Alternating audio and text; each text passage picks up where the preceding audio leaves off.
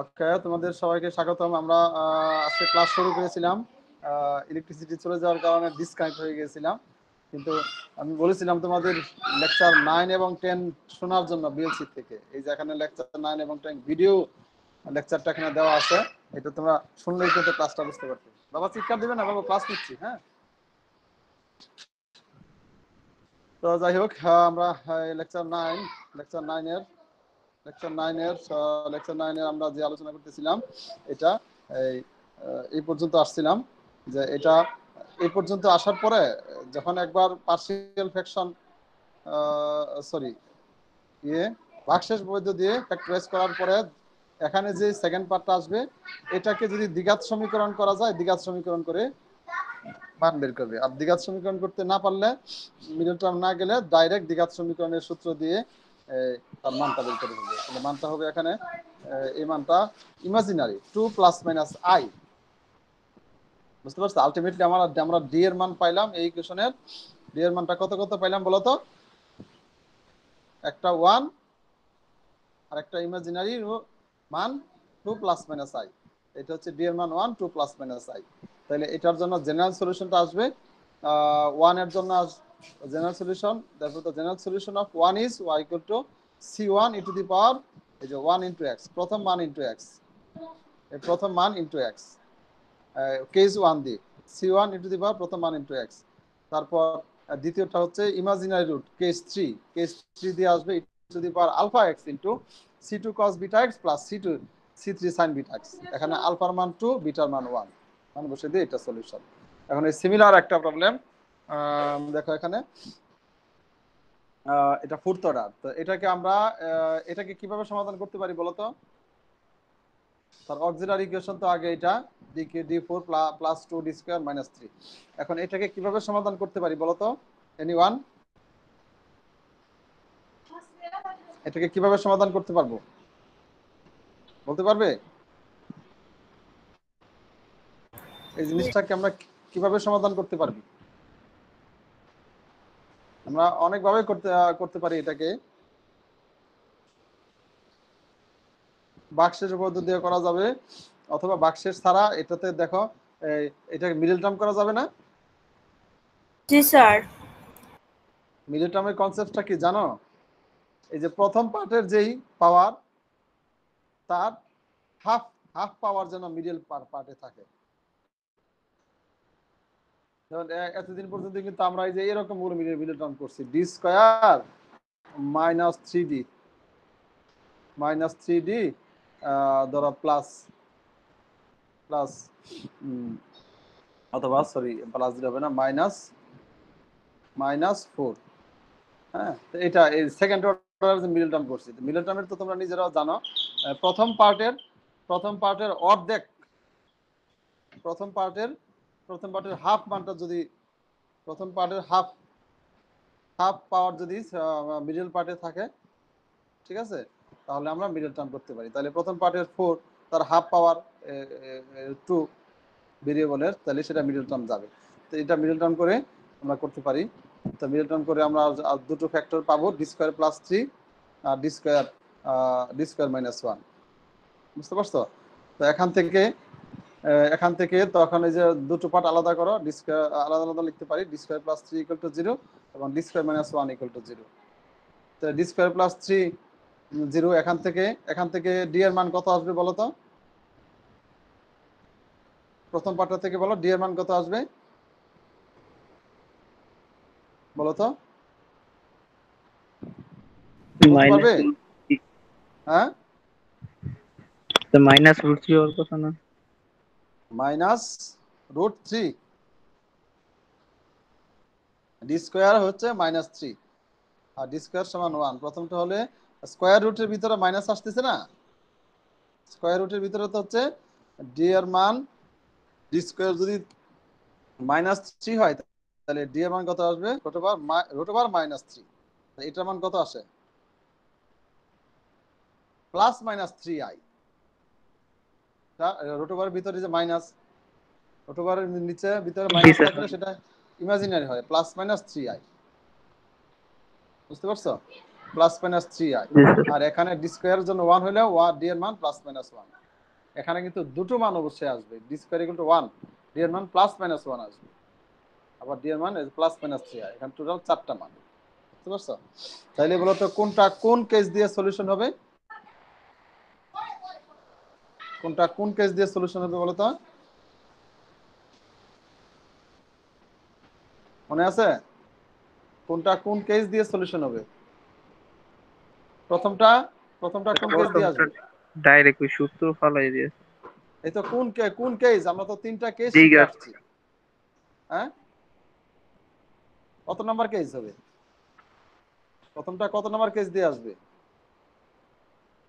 Case 3, imaginary রুটের জন্য। ফার্স্টে ছিলাম না তো স্যার, বলতে পারতেছি না। প্রথমটা হবে কেস 3, ইমাজিনারি রুটের জন্য, alpha plus minus i beta. এর আগের ক্লাস রেকর্ডিংটা দেখে নিবে। আর ডি হচ্ছে প্লাস মাইনাস 1, এটা কেস 1, দুটো রিয়েল মান। তাহলে প্রথমটা হবে কেস 3 দিয়ে। কেস 3 হচ্ছে ছিল এখানে আলফার মান 0, রিয়েল পার্টটা 0, আর ইমাজিনারি পার্ট হচ্ছে √3i। তাহলে এখানে আলফা হচ্ছে 0, বিটা হচ্ছে √3। সূত্র ছিল e to the power alpha x into c1 cos beta x plus c2 sin beta x. Just alpha বিটার মান বসিয়ে দিবা। আর এখানে দুটো মান, একটা 1 আর একটা -1। 1 এর জন্য c3 two the power 1x, আর আরেকটার জন্য c4 E to the power -1x। এটা সূত্র কেস 1 দিয়ে। একটা প্রবলেমে কয়েকটা কেস কিন্তু থাকতে পারে, বুঝতে পারছো? প্রবলেমে কয়েকটা জি কেস স্যার। থাকতে পারে। সো এখানে এই সূত্রগুলো আলোচনা করবো। তো এই লেকচার এখানে, তারপর আমরা যাই লেকচার নাম্বার, আমরা হলো 9, আজকে লেকচার 10 হওয়ার কথা ছিল। লেকচার 10টা দেখি, let me open my slide. The note, engineering mathematics, differential equations, 9 করেছিলাম। লেকচার নাম্বার দেখি, differential constant 9 এবং 10। হ্যাঁ, এটা তো দেখি 9, 10, 10 ও এখানে ইয়েস। ওকে, পিডিএফটা, এটা আমি পিডিএফটা ওপেন করলাম। আমি পিডিএফটা না, লেকচার 9, 10, লেকচার 10। বাবা সাউন্ড করবে না বাবু, ক্লাস নিচ্ছি। হ্যাঁ, দেখো, আমরা দেখতে পাচ্ছ স্লাইডটা? এই যে দেখো তো তোমার মেয়ে কি চাচ্ছে, দেখো বাবা, আসে না এদিকে, ওয়েট করো ওয়েট করো ওয়েট করো। দেখতে পাচ্ছ স্লাইডটা আমার? হ্যালো, জি দেখতে স্যার। পাচ্ছ? জি স্যার। জি জি স্যার। স্যার। ওকে, এটা ধরো লেকচার নাম্বার 10, এটা 10 লেকচার 10 এর, এটা linear differential equation with constant coefficient. এখানে আরেকটা প্রবলেম ফোর্থ অর্ডারের, তো এটাকে ডিডি ফর্মে আছে, এটাকে আমরা ডি ফর্মে লিখলাম। d4y minus D cube minus 9d square minus 11d minus, এই ডি মানে হচ্ছে d4/dx, এই ডি মানে হচ্ছে ddx। এটাকে প্রথম থেকে যারা ক্লাস করা নাই তাদের হয়তো একটু বুঝতে কষ্ট হবে। এই এই ডি, এই লার্জ ডি সমান হচ্ছে ddx। তাহলে এটাকে আমরা এই ফর্মে লিখতে পারি। এখান থেকে ওয়াইটা কমন নিয়ে আমরা অক্সিলারি ইকুয়েশন দাঁড় করাতে পারি এখানে এইভাবে। তো অক্সিলারি ইকুয়েশনটা হবে এখান থেকে ওয়াই, এখানে ওয়াইটার কমন নিয়ে দেখানো হয় নাই, ডাইরেক্ট ওয়াই বাদ দিয়ে ওয়াই এর যে পলিনোমিয়ালটা, এটা হচ্ছে অক্সিলারি ইকুয়েশন। এটাকে আমরা এই ভাগশেষ উপপাদ্য দিয়ে এটা উৎপাদকে বিশ্লেষণ করব। তো ভাগশেষ উপপাদ্য দিয়ে ডি এর মান -1 বসালে 0 হয়, ঠিক আছে? এই রাশিটার মধ্যে আমরা দেখতে পাচ্ছি -1 বসালে 0 হয়, এটা তোমরা নিজেরাও জানো। তখন d+1 তার সাধারণ উৎপাদক, এখান থেকে উৎপাদক বিশ্লেষণ করলে d+1। এখন দেখো একবার উৎপাদক করলাম, আবার এখানে এটাকেও ভাগশেষ উপপাদ্যে যেতে হবে, ঠিক আছে? কারণ এখানে এখানে কিউব, তো এটাকে আবার ভাগশেষ উপপাদ্য, আবার ডি এর মান -1 বসালে 0 হয়। তাহলে এখানে আবার ভাগশেষ উপপাদ্য দিয়ে উৎপাদকে বিশ্লেষণ করতে হবে। আবার আবার আবার তাহলে d+1 দুটো ফ্যাক্টর, প্রথমটার জন্য একটা, দ্বিতীয়টার জন্য একটা, বাকি যে পার্টটা আছে, বাকি যে পার্টটা এটাকে এখন আমরা মিডল টার্ম করতে পারবো। এই জিনিসটাকে মিডল টার্ম করলে পুরোপুরি আমাদের উৎপাদকে বিশ্লেষণ হয়ে যাবে। এখান থেকে আলটিমেটলি ডি এর মান আসবে কত? প্রথম উৎপাদক থেকে ডি এর মান -1 -1 -1, তিনটা মানে কিন্তু লিখতে হবে, এবং আরেকটা লাস্ট উৎপাদক থেকে ডি = 4, বুঝতে পারছো? তো এইভাবে একটা ইকুয়েশনের যত অর্ডার ততটা মান কিন্তু বের করতে হবে। কোয়েশ্চনটা 4th অর্ডার ছিল, তাহলে এখানে 4টা মান অবশ্যই আসবে। এখন তার সলিউশনটা আসবে কি, জেনারেল সলিউশন, প্রথম 3টা মানই সমান। প্রথম 3টা মান যদি সমান হয় তখন কেস 2 দিয়ে আমরা এই সমান মানের জন্য, এটা সূত্র c1 + c2x + c3x square into e to the power -1 into x, এই সমান 3টা মান। সমান 3টা মানের জন্য হচ্ছে এইটুক। আর আরেকটা মান 4th মানটা হচ্ছে অসমান, অসমানের জন্য c4 e to the power 4x, এবং এই কনস্ট্যান্ট গুলো সিরিয়ালি সেট করে যাবা, c1 c2 c3 up to c4। তুমি ইচ্ছা করলে এটাও আগে সলিউশন লিখতে পারো, 4 নো প্রবলেম, আগে পিছে লিখলে কোনো প্রবলেম না। বুঝতে পারছো? তো এই হলেও তো আরেকটা এখানে কতগুলো প্র্যাকটিস করার জন্য কতগুলো প্রবলেম আমি দিয়েছি, এই প্রবলেমগুলো করবে, সলভ করার ট্রাই করবে। বুঝতে পারছো? এখান থেকে প্রবলেমগুলো সলভ করা হচ্ছে, সিমিলার প্রবলেম। তো এখন আমরা যাব আরেকটা ইয়াতে, এই চ্যাপ্টারেরই পার্টিকুলার ইন্টিগ্রাল। আমরা এর আগের খেয়াল করো, একটা জিনিস খেয়াল করো, এই প্রবলেমগুলোর আমরা আগে যে প্রবলেমগুলো করে আসছি এবং এবং এখন যা এই হোম টাস্ক দিয়েছি, সবগুলোর প্রবলেম কিন্তু রাইট সাইড দেখো 0, রাইট সাইড কোনো ফাংশন নাই, জাস্ট 0। এখন আমরা যে ইয়াটা পড়বো, কেসটা পড়বো, এটা যদি রাইট সাইড 0 না হয়ে সাম ফাংশন থাকে, সাম ফাংশন অফ এক্স, ওইটার জন্য এখানে আরো 3টা কেস আছে। এই 3টা কেসের মধ্যে নাম্বার 1 একটা কেস কি বললো, যদি রাইট সাইড ফাংশনটা e to the power x, I mean exponential function থাকে, যে এক্সপোনেনশিয়াল ফাংশন, তখন এরকম একটা রুল আসবে যে যদি 1/f(d), তার মানে নিচে যদি কোনো d এর ফাংশন থাকে আর এখানে যদি এক্সপোনেনশিয়াল থাকে, খুব খেয়াল করবে, এটা কিন্তু ভেরি ভেরি ইম্পর্টেন্ট। নিচে যদি d এর ফাংশন থাকে তখন আমরা এই d এর জায়গায় এই এক্সপোনেনশিয়ালের x এর যে সহগ, এই সহগটা বসায় দিতে পারবো, যদি বসানোর পরে সেটা 0 না হয়, f(a) নট ইকুয়াল 0 কন্ডিশন আছে। উদাহরণ আছে মনে হয়, এক্সাম্পল ধরো যদি এরকম থাকে, প্রবলেমে আমরা এরকম ফিগার পাবো যে 1/, এখানে নিচে একটা d এর রাশি আর এখানে এক্সপোনেনশিয়াল। বুঝতে পারছো? তখন আমরা এই d এর জায়গায় আমরা 2 বসাই দিব, তার মানে d এর মান 2 বসাই দিবে, 2টা হচ্ছে x এর সহগ, এবং 2 বসে নিচে যদি 0 চলে আসে তাহলে বসাইতে পারবো না। এটা হলো কেস 1। আর কেস 2 বলছে যদি রাইট সাইড এক্সপোনেনশিয়াল ফাংশন না হয়ে, এখানে এক্সপোনেনশিয়াল ছিল, যদি এক্সপোনেনশিয়াল না হয়ে sin ax অথবা cos ax হয়, sin ax অথবা যদি cos ax হয়,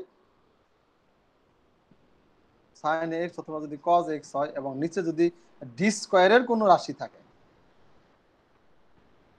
d স্কয়ার নট d, উপরেরটা ছিল শুধু d, d স্কয়ার থাকলে তখন এই d স্কয়ারের মান আমরা বসাবো, d স্কয়ার ইকুয়াল বসাবো, d স্কয়ার ইকুয়াল বসবে এই sin এবং cos এর মধ্যে x এর যে সহগ a তাকে স্কয়ার করব, যেটাই থাকুক না কেন স্কয়ার করব, স্কয়ার করে তার নেগেটিভ মানটা বসাবো।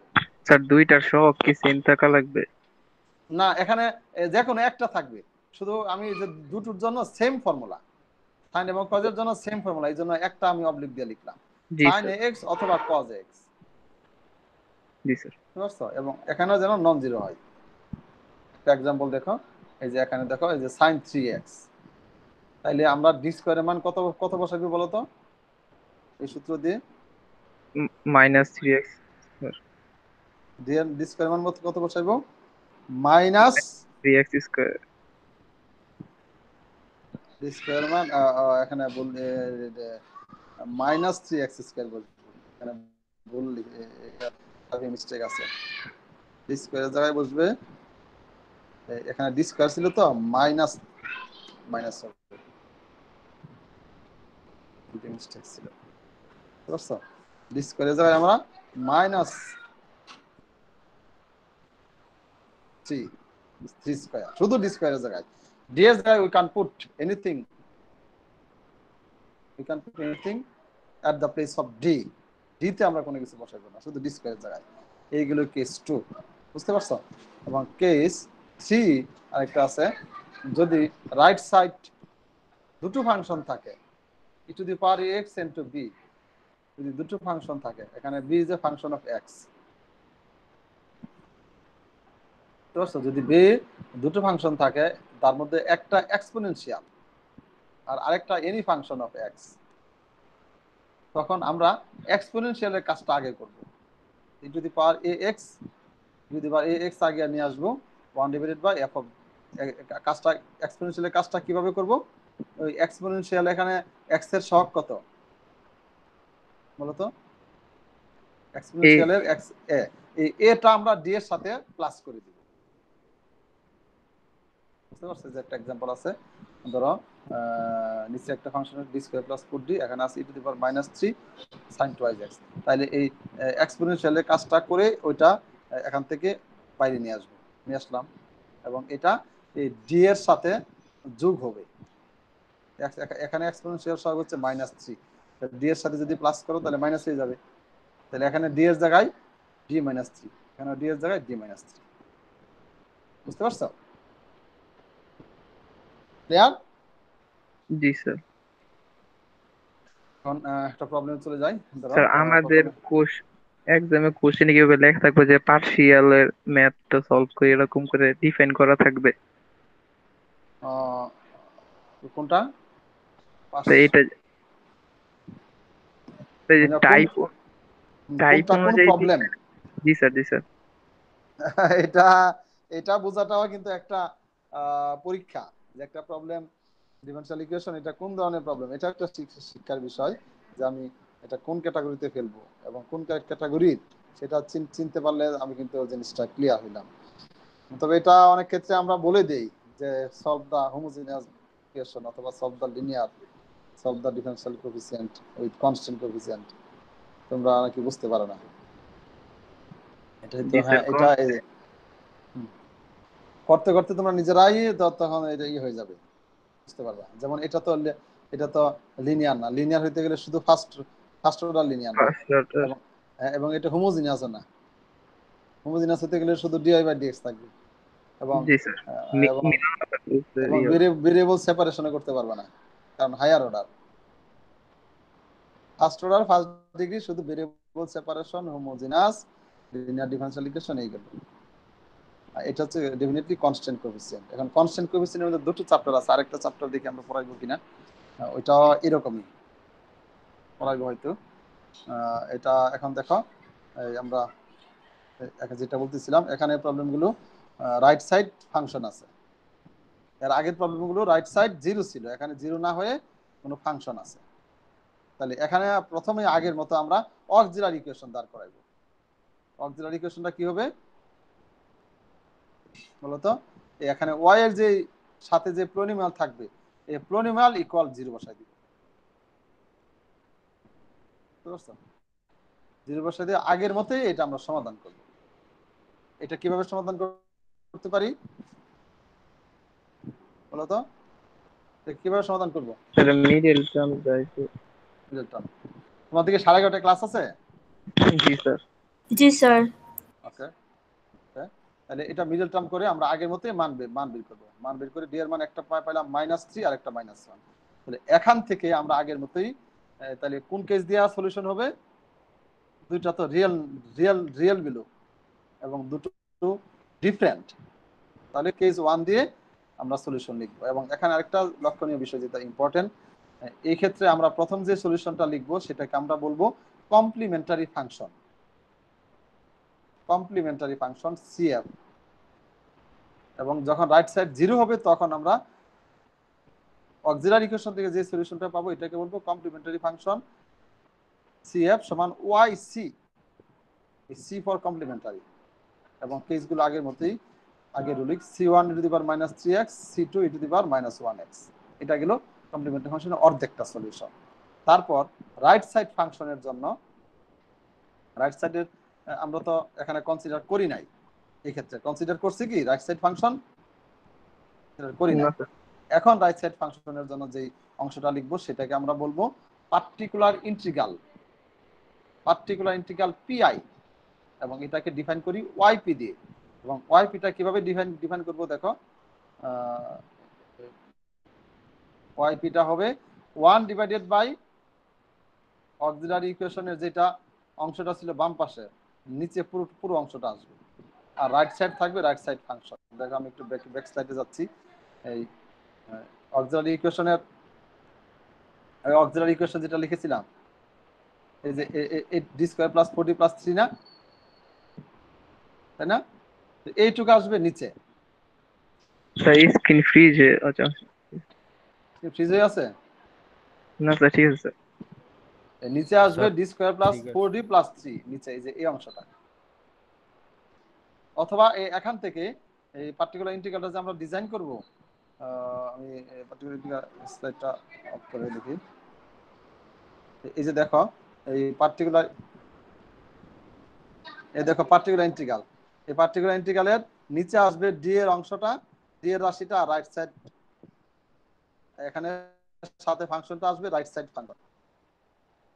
এই যে রাইট সাইড ফাংশন এখানে যেটা ছিল e to the power x। হ্যাঁ, তখন এইভাবে আগে আমরা ডিজাইন করব পার্টিকুলার ইন্টিগ্রালটা।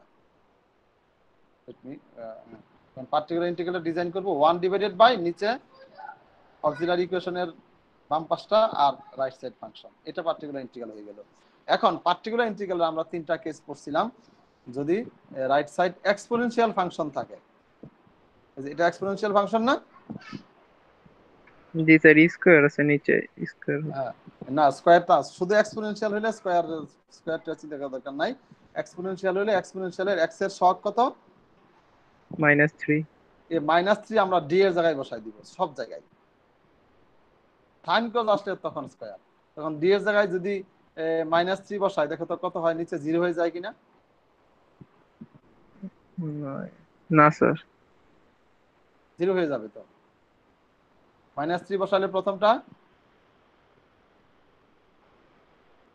হ্যাঁ -3 বসালে কত? প্রথমটা কি 9, তারপর এখানে -3 বসালে 3 4 12, ও জি স্যার জি স্যার 12 আর প্লাস 3, 0 হয়ে যাচ্ছে না? জি স্যার। আমরা তো বলছিলাম যে 0 না, 0 হয়ে গেলে বসাইতে পারবো না। যদি 0 হয়ে যায় তখন এটাকে আমরা বলবো case of failure if d = -3। মানে d এর মান যদি -3 বসাই তাহলে প্রথম কেসটা ফেল করছে, তাহলে কি তার সলিউশন নাই? অবশ্যই সলিউশন আছে। তখন আমরা কি করব, যদি 0 হয়ে যায় আমাদের নেক্সট কাজটা হচ্ছে এই উপরে x দিয়ে গুণ করব, এবং সাথে সাথে এট দ্য সেম টাইম নিচে d এর সাপেক্ষে ডেরিভেটিভস করব। বুঝাইতে পেরেছি?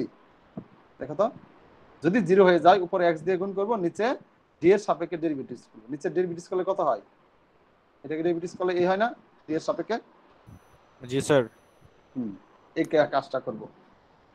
এখন আবার মান বসাই দেখো, এখন d এর মান -3 বসালে কি 0 হয়? এখন -3 বসালে 0 হয় না। 0 হয়? হয় না।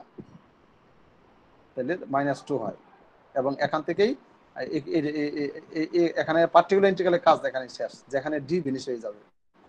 এবং আরেকটা বেশি ভেরি ইম্পর্টেন্ট লক্ষণীয় বিষয় যেটা হচ্ছে পার্টিকুলার ইন্টিগ্রাল থেকে আমাদের টার্গেট হবে এখান থেকে d ফিনিশ করা সামহাউ। যেখানে d ফিনিশ হয়ে যাবে সেখানে আমাদের কাজ শেষ। তাহলে পার্টিকুলার ইন্টিগ্রাল কিন্তু এটুকুই। এখন আমরা আমাদের ফুল যে গিভেন প্রবলেমটার জেনারেল সলিউশন অথবা কমপ্লিট সলিউশনটা আসবে y = yc + yp। এটা হচ্ছে তার সলিউশন। আমরা প্রথম yc বের করছি এর আগের স্লাইডে, আর এটা হচ্ছে yp এর মান হচ্ছে যে দিস। তাহলে এই দুইটার যোগ করে দিবা, তাহলে তার কমপ্লিট সলিউশন হবে। বুঝতে পারছো? বুঝা গেছে? আমি আবার বলতেছি, যদি রাইট সাইড ফাংশন থাকে তাহলে কাজটাকে আমরা দুই ভাবে করব। একটা হলো অক্সিলারি ইকুয়েশন থেকে যেটা পাবো সেটাকে বলবো কমপ্লিমেন্টারি ফাংশন yc, এটা বের করব। আবার রাইট সাইড ফাংশনের জন্য এইভাবে পার্টিকুলার ইন্টিগ্রাল থেকে যেটা ডিজাইন করব সেটাকে বলবো yp, এবং এই দুটোর যোগফল হচ্ছে তার কমপ্লিট সলিউশন। সিমিলার আরেকটা প্রবলেম দেখি। এই যে প্রবলেমটা, এটা অক্সিলারি ইকুয়েশন। তো এই অক্সিলারি ইকুয়েশন তুমি কমন নিয়ে তুমি বাক্সের উপপাদ্যের সাহায্যে, অথবা এখানে সরাসরি a + b হোল কিউবের ফর্মুলা যাচ্ছে, তাই না? জি স্যার। তাহলে এখানে ডি এর মান আমরা ফর্মুলা দিয়ে ডি এর মান -1 -3 তিনটা -1 মাইনাস মান মান পেয়ে গেলাম। তাহলে তার কমপ্লিমেন্টারি ফাংশন কি হবে? c1 + c2x + c3x² e⁻⁻1x। বুঝতে পারছো? এটা হচ্ছে কমপ্লিমেন্টারি ফাংশনের কাজ শেষ। তারপরে পার্টিকুলার ইন্টিগ্রালের সেম 1 ডিভাইডেড বাই নিচে ডি এর ফাংশন, এই যে আগের সাইড থেকে, আর রাইট সাইড হচ্ছে অক্সিলারি, রাইট সাইড যে ফাংশনটা ছিল এটা। তো এখন ডি এর মান যদি -1 বসাই, এখানে এক্স এর সহগ কত? এক্সপোনেনশিয়ালের এক্স এর সহগ -1 না? এই যে এখানে জি স্যার। এক্স এর সহগটা আমরা ডি এর জায়গায় বসাইবো, বসালে কিন্তু সেটা কেস ফেলিউর হয়, মানে জিরো হয়ে যায়। জি স্যার। জিরো হয়ে গেলে আমরা এক্স দিয়ে গুণ করব উপরে, এবং সাথে সাথে নিচে ডিফারেন্সিয়েশন করব, করলাম। করার পরে এখন আবার মান মান বসাই দেখব। এখন যদি আবার ডি এর জায়গায় -1 বসাও, এগেইন কিন্তু জিরো হয়ে যায়, এবং এটাকে আমরা বলি again case of failure if D equal to -1। D equal to -1 যদি হয়, এখানে আবার জিরো হয়ে যায়, তখন আবার আমরা এক্স দিয়ে গুণ করব, এটাকে এক্স দিয়ে গুণ করব, তাহলে এক্স স্কয়ার, নিচে আবার ডিফারেন্সিয়েশন করব। এই যে দেখো ডি কিন্তু কমতেছে, জি কমতেছে স্যার। না? এখন মান বসায় দেখো ডি এর মান যদি, এখন যদি ডি এর মান আবার -1 বসালে আবার কেস আবার হয়, তাহলে আবার এক্স দিয়ে গুণ করব, নিচে ডিফারেন্সিয়েশন করব, করতে করতে এক সময় ডি অটোমেটিক্যালি ভ্যানিশ হয়ে যাচ্ছে এখানে, তাই না? এই দেখো জি স্যার। ডি ভ্যানিশ হয়ে গেছে, যেখানে ডি ভ্যানিশ হয়ে যাবে সেটাই আমাদের particular integral. Hence the complete solution yc plus yp। বুঝতে পারছো? আরেকটা প্রবলেম দেখো, সাইন, আমরা এক্সপোনেনশিয়ালের দেখলাম, এখন রাইট সাইড যদি এক্সপোনেনশিয়াল না হয় সাইন হয়, আর প্রথম কাজটা কিন্তু সেম, কমপ্লিমেন্টারি ফাংশন আগের মতো অক্সিলারি ইকুয়েশন বের করবা, বের করে এটাকে মিডল টার্ম যাবে না, ডাইরেক্ট দ্বিঘাত সমীকরণ দিয়ে মান বের করলা, ডি এর মান বের করে এটা কেস ইয়া দিয়ে, কেস 3 দিয়ে এটা e⁻⁴ c1 cos βx c2 sin βx, যেহেতু ওই যে ইমাজিনারি রুটের সূত্র এটা। এখন পার্টিকুলার ইন্টিগ্রালের জন্য 1 ডিভাইডেড বাই নিচে ডি এর ফাংশনটা, আর রাইট সাইড sin 2x। এখন আসো, যেহেতু sin cos আছে, তাহলে আমরা এখন দেখব ডি স্কয়ারের জায়গায় -2 বসাইবো, -4 এখানে sin, তাহলে প্রথমে আমরা বসাইবো ডি স্কয়ারের জায়গায় কত বসাইবো? x এর সহগ কত? 2 কে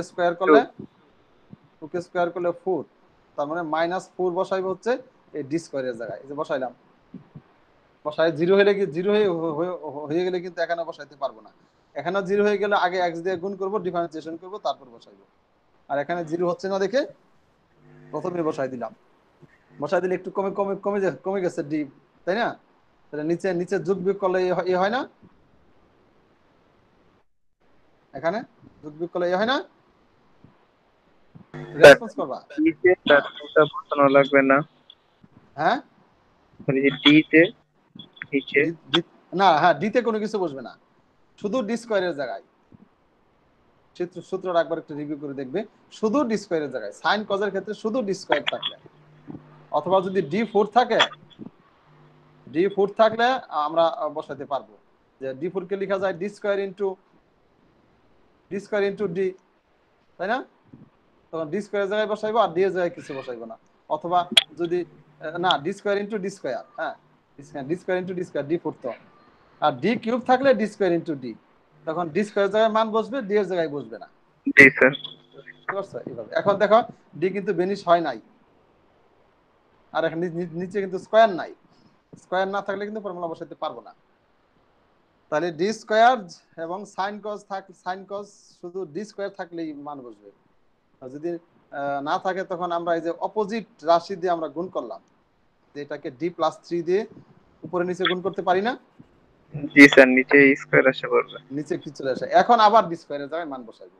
ও, এখানে অ্যানিমেশনটা অর্ডারটা চেঞ্জ হয়ে গেছে, এখানে যে আবার ডি স্কয়ারের জায়গায় যদি মান বসাই, দেখো ডি স্কয়ারের জায়গায় যদি আবার -4 বসাই, তাহলে নিচের থেকে ডি বেনিশ হয়ে যাচ্ছে কিন্তু, জি স্যার। তাই না? নিচের থেকে ডি বেনিশ হয়ে গেছে, তাই নিচের থেকে কিন্তু উপরে ডি রয়ে গেছে, এই উপরে ডি থাকলে কোনো সমস্যা নাই, নিচের ডি ফিনিশ করা আমাদের কঠিন। তো নিচের কাজটাই কিন্তু আগে করতে হবে, বুঝতে পারছো? নিচের থেকে ডিটা আগে ফিনিশ করতে হবে। জি স্যার। নিচের থেকে ডিটা আগে ফিনিশ করতে হবে। নিচের থেকে ফিনিশ করে এখন উপরে ডি রয়ে গেছে। এই ডিটা ছিল কি? এই ডি ছিল ডিডিএক্স। আমরা প্রথমে ডি এর ডেফিনিশনে বলে আসছি ডিডিএক্স। ডিডিএক্স মানে বোঝাচ্ছে sin 2x কে ডিফারেন্সিয়েশন। একবার ডিফারেন্সিয়েশন করে দিলে ডি ফিনিশ। এই যে এখানে sin 2x কে ডিফারেন্সিয়েশন করে দিলাম 2 cos 2x, তাই না? জি স্যার। তাহলে উপর থেকে ডি ফিনিশ হয়ে গেল। Hence complete solution yc + yp। বুঝতে পারছো? ও আজকে স্লাইড মেবি এই পর্যন্তই। তাহলে এই নিয়মের যে প্রবলেমগুলো আছে বই থেকে আরো কয়েকটা আছে, এখানে সবগুলো তো করাইনি, আরো কয়েকটা আছে, তোমরা একটু করার চেষ্টা করবে। বুঝতে পারছো? আজকে যেহেতু টাইমও নাই, আর ক্লাস রেকর্ডিংটা সবাইকে নেক্সট ক্লাসে কোন রেকর্ডিং না স্যার দেখতে বলছিলেন?